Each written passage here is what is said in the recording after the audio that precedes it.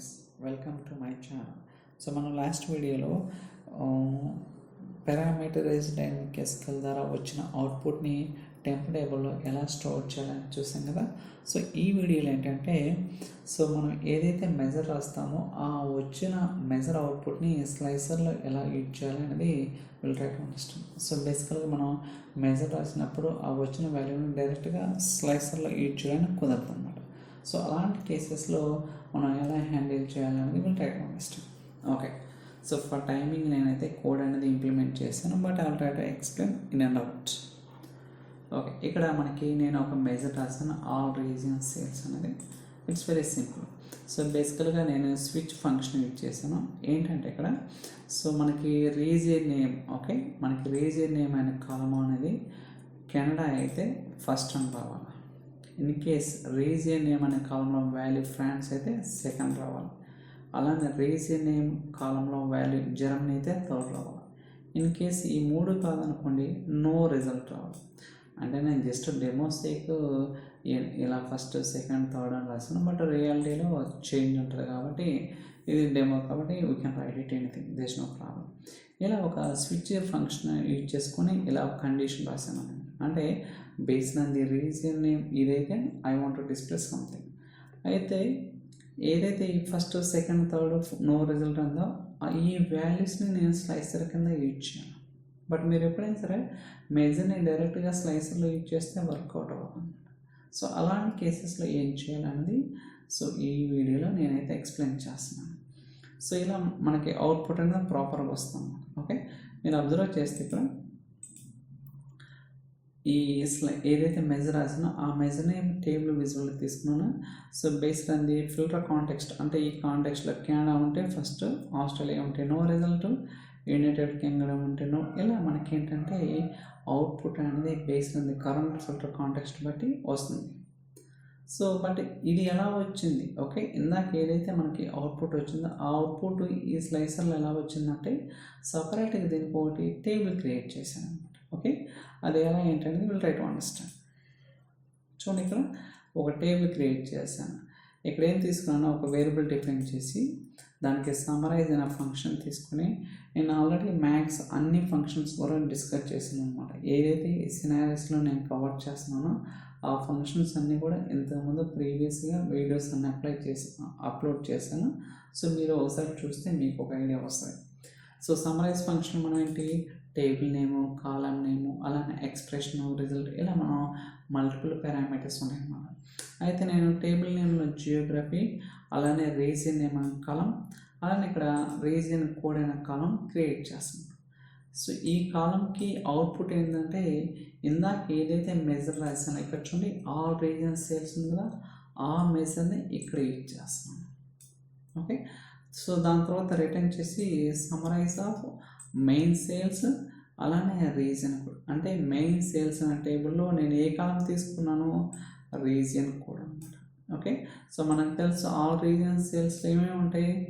So no result, first, third, second, ఇందాక ఏదైతే మనం స్విచ్ ఫంక్షన్లో రాసామో అన్నీ కూడా మనకి ఇక్కడ వస్తాయి అన్నమాట. ఓకే, సో ఇలా ఒక టేబుల్ తీసుకున్నాను. ఓకే, ఒక టేబుల్ అనేది క్రియేట్ చేసి కదా, ఏదైతే ఇక్కడ మనకి అవుట్పుట్ వస్తుందో ఈ కాలంని నేను స్లైసర్ కింద యూజ్ చేస్తున్నాను. ఓకే, ఈ కాలంని స్లైసర్ కింద యూజ్ చేస్తున్నాను. చూడండి, ఇక్కడ సేమ్ అవుట్పుట్. ఇప్పుడేంటి, మనం బేస్డ్ అనేది స్లైసర్ సెలక్షన్ బట్టి ఇక్కడ అవుట్పుట్ అనేది చేంజ్ అవ్వాలి. చూడండి, సో ఇది ఎలా చేంజ్ అవుతుందంటే సో దీనికోసం ఇంకొక మెజర్ రాశాను. ఓకే, సో దీనికోసం ఇంకొక మెజర్ రాశాను. అది ఏంటంటే సో మెజర్ ఫిల్టర్ అనండి.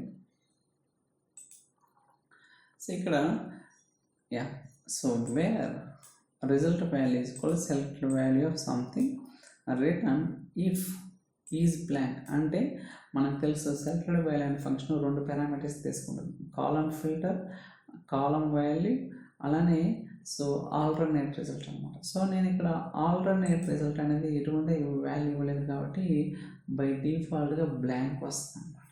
Okay, so if is blank అయితే, ఓకే, ఇఫ్ ఈజ్ బ్లాంక్ అయితే 1. అలా కాకుండా if all region sales is equal to, అంటే మెజర్ ఈజ్ ఈక్వల్ టు ఈ వాల్యూ అయితే అప్పుడు 1 రావాలి, లేకపోతే 0 రావాలన్నమాట. ఓకే. సో ఏదైతే ఈ అవుట్పుట్ వస్తుందో ఈ అవుట్పుట్ని ఫిల్టర్ పెయిన్లో యూజ్ చేస్తాను. ఏదైతే మనకు అవుట్పుట్ వస్తుందో ఈ అవుట్పుట్ని ఫిల్టర్ పెయిన్లో యూజ్ చేస్తాం. లెట్స్ సీ దట్ ఈ విజువల్కి చూడండి. సో ఈజ్ 1 అయితే అంటే ఎప్పుడైతే మనకి 1 రిటర్న్ చేస్తుందో అప్పుడే మనకి అవుట్పుట్ వస్తుంది అన్నమాట. ఇన్ కేస్ 0 అయితే మనకి ఇక్కడ మనం ఓన్లీ 1 ఫిల్టర్ చేస్తున్నాం అన్నమాట, 0 ఏం లేదు. So let's see that work అవుతుంది. Okay, no problem. But in case ఇక్కడ నేను రీజియన్ కోడ్ అనే కాలం రిమూవ్ చేశాను అనుకోండి టేబుల్ విజువల్లో, let's see that okay still work అవుతుంది. చూడండి అవుట్పుట్ వస్తుంది. బట్ ఫస్ట్ సెలెక్ట్ చేస్తే okay no problem, everything is working. But in case నేను 2 వాల్యూస్ సెలెక్ట్ చేసినప్పుడు that's it's gone. Okay, so ఇందాకేంటి నేను ఎటువంటి సెలెక్షన్ చేయకపోయినా సరే వర్క్ అవుతుంది, అలా కాకుండా సింగిల్ వాల్యూ అయితే వర్క్ అవుతుంది, there is no problem. But ఎప్పుడైతే ఈ స్లైసర్లో మల్టిపుల్ వాల్యూస్ సెలెక్ట్ చేస్తానో అప్పుడు కండిషన్ ఫెయిల్ అవుతుంది అన్నమాట. ఓకే, కండిషన్ ఫెయిల్ అవుతుంది. సో అలాంటప్పుడు మనం ఏం చేసామంటే ఇక్కడ ఇందాక టేబుల్ క్రియేట్ చేసామని చెప్పాం కదా, ఆ టేబుల్లో ఉన్న కాలంని టేబుల్ విజువల్లోకి ట్రాక్ చేస్తాం. ఇప్పుడు మనకి ఫిల్టర్ అనేది అవుతుంది. చూడండి ఇప్పుడు మనకి ఏదైతే సెలెక్ట్ చేసామో అవి మాత్రమే వస్తాయి అన్నమాట. చూడండి ఓన్లీ 2 కాబట్టి సో డేటా అనేది ఫిల్టర్ అవుతుంది. సో అప్పుడు మనకి ఈ కాలం అనేది అవసరం లేదు. సో అలాంటి కేసెస్లో ఈ కాలంని హైడ్ చేసుకోవచ్చు అన్నమాట. ఓకే, సో అది పాసిబుల్ అవుతుంది అనమాట. మనం కావాలనుకుంటే హైడ్ కూడా చేసుకోవచ్చు, there is no problem. So ఇలా మనకి ఏంటంటే మెజర్ నుంచి వచ్చిన అవుట్పుట్ని స్లైసర్ కింద యూజ్ చేసుకొని బేస్డ్ అనేది స్లైసర్ సెలక్షన్ బట్టి మనం టేబుల్లో డేటాని ఫిల్టర్ చేయొచ్చు అనమాట. సో మోస్ట్ ఆఫ్ ది కేసెస్లో ఎలాంటి రిక్వైర్మెంట్స్ రావడానికి అవకాశం ఉందన్నమాట. సో దానికోసం ఈ వీడియో చేయడం జరిగింది. ఐ థింక్ ఈ వీడియో మీకు నచ్చిందని అనుకున్నాను. ఇన్ కేస్ ఈ వీడియో మీకు నచ్చినట్లయితే లైక్ చేయండి, సబ్స్క్రైబ్ చేయండి. So thank you so much for watching. Will catch in the next video. Bye.